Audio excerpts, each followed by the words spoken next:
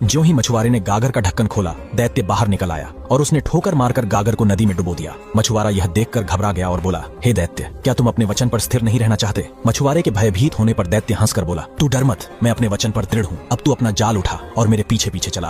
वे दोनों चलते चलते एक नगर के अंदर से निकलकर एक पहाड़ की चोटी पर चढ़ गए। फिर वहां से उतरकर एक गुप्त महल में गए। उस महल में एक तालाब दिखाई दिया जिसके चारों ओर 4 टीले थे। तालाब के पास पहुंचकर मछुआरे से दैत्य ने कहा, तू इस तालाब में जाल डाल और मछलियां पकड़। मछुआरा खुश हो गया क्योंकि तालाब में बहुत सारी मछलियां थी। उसने तालाब में जाल डालकर खींचा तो उसमें 4 मछलियां आई जो 4 रंग की थी, सफेद, लाल, पीली और काली। दैत्य ने कहा, तुम इन मछलियों को लेकर यहाँ के राजा के पास जाओ, वह तुझे इतना धन देगा जो तूने देखा भी ना होगा। किंतु एक बात का ध्यान रखना, तालाब में एक दिन में एक ही बार जाल डालना। यह कहकर दैत्य ने जमीन में जोर से ठोकर मारी। जमीन फट गई और दैत्य उसमें समा गया। मछुआरा उन 4 मछलियों को बादशाह के महल में ले गया। बादशाह उन मछलियों को देखकर अत्यंत प्रसन्न हुआ। उसने अपने मंत्री से कहा कि ये मछलियां बावर्चिन के पास ले जाओ। मंत्री मछलियां बावर्चिन के पास ले गया। बादशाह ने मछुआरे को 400 मोहर इनाम में दे डाली। बावर्चिन ने मछलियों के टुकड़े करके तेल में भुनने के लिए डाला। तभी उसने जो कुछ देखा उससे उसकी आंखें फटी की फटी रह गई। उसने देखा कि रसोई घर की दीवार फट गई और उसमें से एक बेहद सुंदर स्त्री बाहर निकल आई। स्त्री बाहर आकर अपने हाथ में पकड़ी हुई एक मूल्यवान छड़ी उठाकर उस कड़ाही के पास आ खड़ी हुई जिसमें मछलियां भुन रही थीं। उसने एक मछली पर छड़ी मारी और बोली,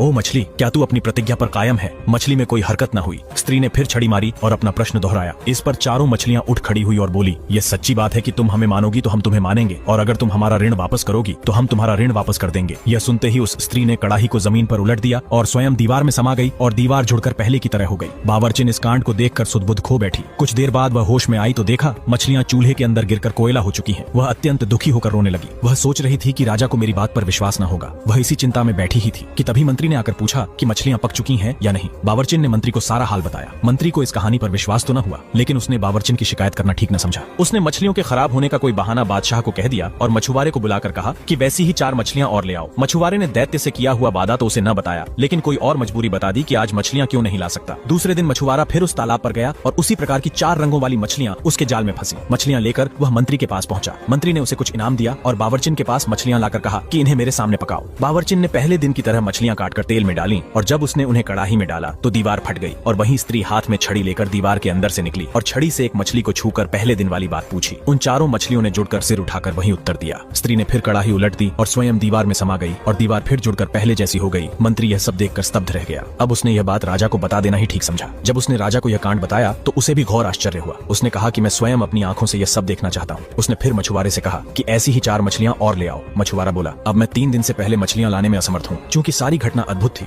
इसलिए राजा ने मछुआरे पर कुछ जोर नहीं डाला। 3 दिन बाद उसने फिर वैसी ही 4 मछलियां लाकर राजा को दी। राजा ने खुश होकर उसे 400 अशर्फियां और दी। अब बादशाह ने मंत्री से कहा कि बावर्चिन को हटा दो और तुम खुद मेरे सामने इन मछलियों को पकाओ। मंत्री ने मछलियां पकाना शुरू किया। जब एक और